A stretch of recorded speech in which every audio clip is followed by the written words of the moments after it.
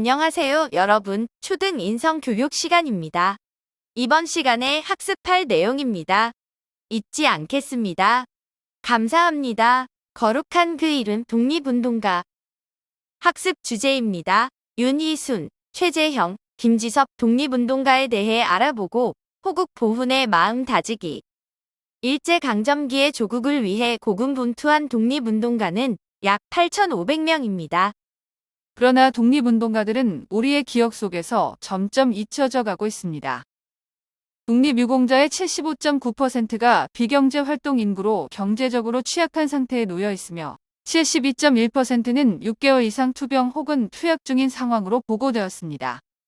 조국을 위해 목숨을 바쳤지만 독립유공자들의 삶에 사회는 무심하기만 합니다. 선생님, 독립운동가들에 대해 알고 싶어요. 그럼 같이 알아볼까요? 최초의 여성 의병장 윤희순. 윤희순은 초기 을미 의병부터 후기 정미 의병 때까지 직간접적으로 의병운동에 참여했던 우리나라 최초의 여성 의병 지도자입니다. 윤희순은 8편의 의병가를 만들어 많은 여성과 청년들에게 나라사랑 정신을 일깨워 주었으며 윤희순은 4편의 경고문을 지어 의병과 싸우던 관군, 의병을 밀고 했던 밀고자들, 일본군에게 경고했습니다. 윤희순은 의병을 돕는 일도 고생스러웠지만 의병가, 경고문 등을 가사로 지어 노래, 부르도록 하는 것이 더 어려운 일이었다고 합니다. 그리고 이러한 일을 남자들이 모르게 하느라 근심이 더 많았다고 밝혔습니다. 당시 윤희순은 밤낮 없이 자신이 지은 의병가와 경고문을 불러 자녀들, 마을 청년들, 세댁들이 모두 의병운동이 얼마나 중요한지를 자각하길 원했습니다. 윤희순은 1911년 시아버지와 남편의 뒤를 따라 아들들을 데리고 중국으로 망명하였습니다. 이때부터 1935년까지 25년 동안 가족들과 함께 요동지구를 떠돌아다니며 항일운동을 전개하였습니다. 윤희순 선생님은 나라를 되찾기 위해서는 항일 인재를 양성하는 것이 급선무라고 생각하여 이회영, 우병렬의 부인 최인산, 중국인 도원훈과 손옥령의 도움으로 노학당을 창립하였습니다. 이렇게 힘든 항일 운동을 하는 와중에 1913년 시아버지 유흥석이 1915년에는 남편 유재원마저 세상을 떠나버렸습니다. 가족을 잃고 노학당까지 폐교당한 이곳에 더 이상 거주할 수 없었던 윤희순 선생님은 조선독립단과 조선독립단 가족부대를 조직하고 조선독립단학교를 설립하였습니다. 항일운동을 전개해오던 윤희순 선생님과 아들에게 일본군과 앞잡이들이 갑자기 들이닥쳐 집에 불을 질렀습니다. 결국 윤희순 선생님은 친척집으로 가서 지내고 아들은 조선독립단으로 가고 다른 가족들과는 모두 흩어지게 되었습니다. 이때 선생님은 죽고 싶은 심정이 들었다고 합니다. 하지만 광복이 된 후 자손들이 잘 사는 모습을 보고 싶어 죽을 수 없었다고 전해집니다. 아들 유돈상은 각지를 돌아다니며 독립운동을 전개하다 장인 음성국과 함께 일본 헌병에 체포되었습니다. 그 후 혹독한 고문을 받고 풀려났으나 집에 돌아오던 중 어머니 윤희순의 품 안에서 순국하였습니다. 윤희순도 아들이 죽은 지 11일 후에 세상을 떠났습니다.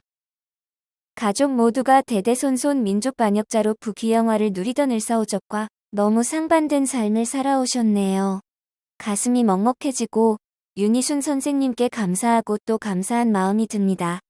윤희순 선생님의 삶이 고되고 힘들었다고 하니 그동안 이름조차 모르고 있던 게 너무 죄송한 마음이 듭니다. 윤희순 선생님은 최초의 여성 의병장을 주인공으로 하였던 드라마 미스터 션샤인의 실존 인물이라고 합니다. 선생님, 이 글은 무엇인가요? 궁금합니다. 이 글은 윤희순 선생님이 항일운동을 독려하기 위해 만든 안사람 의병가라는 노래의 가사예요. 안사람 의병가의 가사 같이 들어볼까요? 아무리 외놈들이 강성한들 우리들도 뭉쳐지면 외놈 잡기 쉬울세라. 아무리 여자인들 나라사랑 모를 소냐. 아무리 남녀가 유별한들 나라 없이 소용있나. 나라를 위해 최초의 여성 의병장이 되신 윤희순 선생님, 광복된 조국을 보시며 하늘에서는 가족들과 함께 행복하시길 바랍니다. 감사합니다. 정말 감사합니다. 다음은 독립운동가들의 대부, 최재형 선생님에 대해 알아보겠습니다. 최재형 선생님은 독립운동가들의 대부였습니다. 또한 러시아에 성공한 한인 사업가이며 국민회, 독립단 등을 조직하였습니다. 최재형 선생님의 별명은 고려인의 페치카였습니다. 페치카는 러시아풍의 난로를 뜻합니다. 페치카 특이한 별명이네요. 왜 난로라고 불리었나요?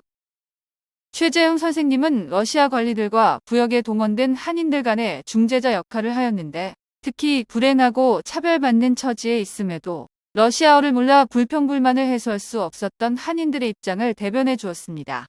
이런 일들 때문에 당시 한인들 간의 최재형의 인기는 대단하였습니다. 또한 최재형 선생님은 러시아로 넘어온 조선인들에게 일자리를 제공해 주기도 하였습니다. 최재형 선생님은 러일 전쟁 당시 군수품 납품으로 큰 돈을 벌었던 어마어마한 부자였습니다. 최재형 선생님은 기업 활동으로 번 돈을 독립운동에 아낌없이 썼습니다. 최재형 선생님은 떠나온 조국의 운명이 기울어지는 것을 안타까워했습니다.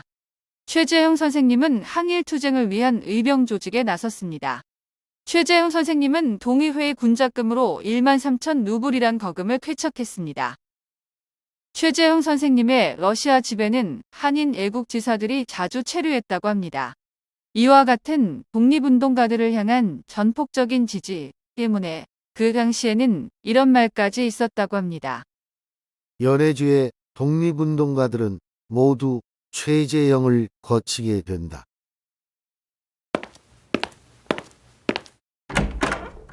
안중근 의사 역시 하얼빈에서 이토 히로부미를 처단하러 떠나기 전 최재형 선생님의 집에 머물며 사격 연습을 하였습니다.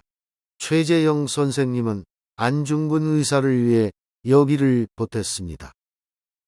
1920년 4월 4일 일본군이 러시아에서 대대적인 체포, 방화, 학살을 자행하여 4월 참변으로 불리고 있는 사건이 발생합니다. 최재형 선생님의 부인과 딸들은 일본군의 보복을 걱정하며 최재형 선생님에게 말치산 부대로 도피하라고 독촉했습니다. 하지만 최재형 선생님은 도피할 것을 거절하면서 만약 내가 숨는다면 일본인들이 잔인하게 너희들에게 복수할 것이다. 나는 일본인들의 기질을 안다. 그들이 아이들을 어떻게 학대하는지. 라며 부인과 딸들을 설득했습니다. 결국 다음날 아침 최재형 선생님은 일본군에 체포되었고 김희직, 엄주필, 황카피톤 등 3명의 인사들과 함께 재판 없이 만행적으로 총살되었습니다. 러시아에 있는 한인사회의 개척자, 시베리아 동포의 대은인으로 추앙받았던 최재형 선생님은 국권을 상실한 조국을 위해 투쟁하다 비참한 최후를 맞이하셨습니다. 뒤에 남은 최재형 선생님의 부인과 10명의 자녀 등 유족들의 앞날에는 엄청난 시련과 고통의 세월이 기다리고 있었습니다. 자녀들이 겪은 정신적 상처의 깊이는 짐작하기 어렵지 않습니다. 정부는 최재형 선생님의 공훈을 기려 1962년 건국훈장 독립장을 추서하였습니다. 높은 사회적 신분에 상응하는 도덕적 의무를 뜻하는 노블레스 오블리주. 일제치하에서 진정한 노블레스 오블리주를 보여준 최재형 선생님을 우리는 꼭 마음속 깊이 소중히 간직해야 합니다. 최재형 선생님, 조국을 지켜주셔서 진심으로 감사합니다. 꼭 기억하겠습니다. 다음은 일본 궁성에 폭탄을 던진 김지섭 선생님에 대해 알아보겠습니다. 조선인들이 불을 지른다. 조선인들이 우물에 독을 탔다. 일본에 관동 대지진이 일어나자 다음과 같은 근거도 없는 유언비어가 일본인들 사이에서 퍼지게 됩니다. 말도 안 되는 이러한 낭설이 경찰 조직의 비상 연락망을 통해 확대되면서 일본의 자경단, 경찰관에 의해서 조선인과 조선인으로 의심받았던 중국인이나 일본인까지도 학살당하는 비극이 발생하였습니다. 살해된 수는 정확하지 않지만 3,000명에서 6,000명까지 이야기되고 있고 그 이상이라는 설도 있습니다.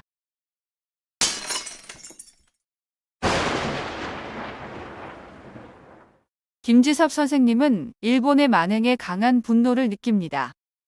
1924년 초 일본 동경에서 소위 제국의회가 열려 일본의 총리 대신을 비롯해 여러 대신들과 조선 총독이 참석한다는 소식을 들었던 김지섭 선생님은 이를 보복의 기회로 결심하고 동경에 가기로 하였습니다. 이듬해 1월 4일 동경으로 가던 중 오사카에서 제국의회가 휴회하였다는 소식을 듣고 계획을 바꾸어 일왕이 있는 황성에 투탄하기로 결정하였습니다. 김지섭 선생님은 호위 경관이 저지하자 폭탄 1개를 던지고 재빨리 궁성 쪽으로 달려갔습니다. 1925년 8월 동경공소원에서 무기징역을 언도받고 교도소에 수감되었습니다. 그리고 머나먼 타지 감옥에서 순국하시게 됩니다. 그 후 1962년에 건국훈장 대통령장이 추서되었습니다. 가시는 길이 얼마나 외로우셨을까요? 다들 독립운동가분들의 이야기를 듣고 숙연해졌군요. 오늘을 살아가는 우리는 어떤 마음가짐을 가져야 할까요? 진관사 태극기는 일본의 일장기 위에 태극의 청색 부분과 사계를 검정색 먹물로 덧칠해 항일 독립의지와 애국심을 강렬하게 표현했습니다. 역사를 잊은 민족에게 미래는 없다. 독립운동가 신채호. 신채호 선생님의 말씀처럼 우리는 역사를 기억해야 합니다. 역사를 잊는다면 역사는 되풀이될 수 있습니다. 오늘 배운 독립운동가들을 기억하는 것, 더불어 민족의 등에 칼을 꽂았던 민족 반역자를 기억하는 것, 그것이 오늘날을 살아가는 우리가 가져야 하는 마음가짐입니다. 오늘 배운 윤희순, 최재형, 김지섭 선생님을 마음속에 깊이 새겨두세요. 건강한 모습으로 다음에 만나요. 수고하셨습니다.